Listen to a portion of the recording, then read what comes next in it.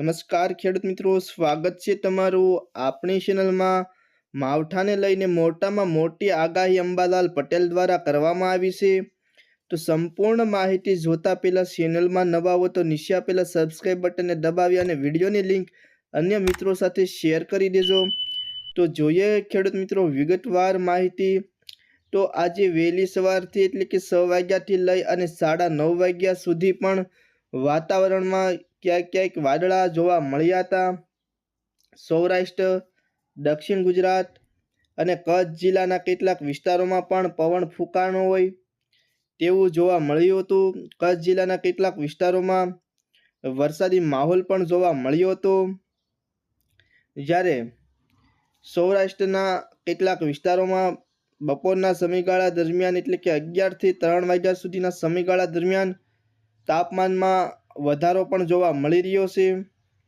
સાથે સાથે મધ્ય ગુજરાતની વાત કરીએ તો અમદાવાદની આજુબાજુના કેટલાક વિસ્તારોમાં વાદળછાયા વાતાવરણ જોવા મળી રહ્યું હતું. જ્યારે આજે બપોર પછીના સમયગાળા દરમિયાન પણ કોઈ વિસ્તારોમાં વાદળા જોવા મળી શકે છે. તારીખ 19-20 સુધી હજુ પણ 2 દિવસ માટે રાજ્યના કોઈ વિસ્તારોમાં માવઠારૂપી વરસાદ થવાની સંભાવના રહેલી છે. દક્ષિણ ગુજરાતની વાત કરીએ તો તેમાં પણ સુરત, સોરિયાસી, વાપી, વલસાડની આજુબાજુના કોઈ વિસ્તારોમાં વાતાવરણમાં થોડો ઘણો ફેરફાર જોવા મળવાની સંભાવના રહેલી છે. જ્યારે ઉત્તર ગુજરાતની વાત કરીએ તો ઉત્તર ગુજરાતના મહેસાણાની આજુબાજુના કોઈ વિસ્તારોમાં થોડો ઘણો પવનની ગતિમાં ફેરફાર જોવા મળી શકે છે. જ્યારે કચ્છ જિલ્લાની વાત કરીએ તો કચ્છ જિલ્લામાં ખાવડા, નલિયા, ગાંધીધામ તેમજ રાપરની આજુબાજુના કોઈ વિસ્તારોમાં પવનની ગતિમાં વધારો થાય સાથે કોઈ વિસ્તારોમાં વાદળછાયા વાતાવરણ સાથે ઝાપટારૂપી વરસાદ થવાની શક્યતા રહેલી છે.